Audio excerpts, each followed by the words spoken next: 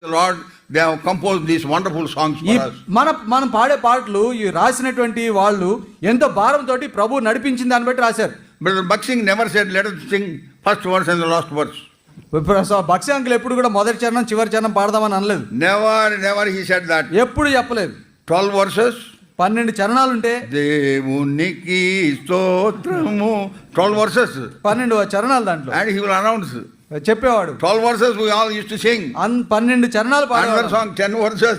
ఇంకొన్ని పాటల్లో 10 చరణాలు. 8 verses. కొన్ని పాటల్లో 8 చరణాలు. Never he said first verse and the last verse. మొదటి చరణం చివరి చరణం ఎప్పుడు చెప్పలేదు ఆయన.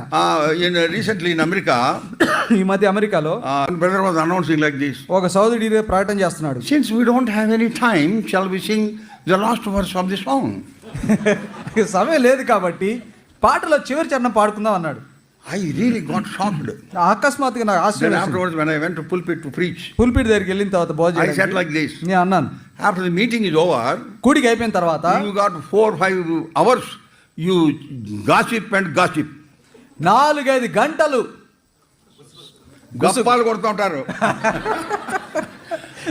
సొల్లు కబుర్లు చెప్తూ ఉంటారు. అరే why can't you give that time to the church? ఆ సమయాన్ని మందిరంలో పాట పాడడానికి ఎందుకు ఇవ్వకూడదు? I don't think we should ever do that. అది ఎప్పుడు చేయకూడదు. మనం Sing the whole song. పాట అంతా పాడాలి.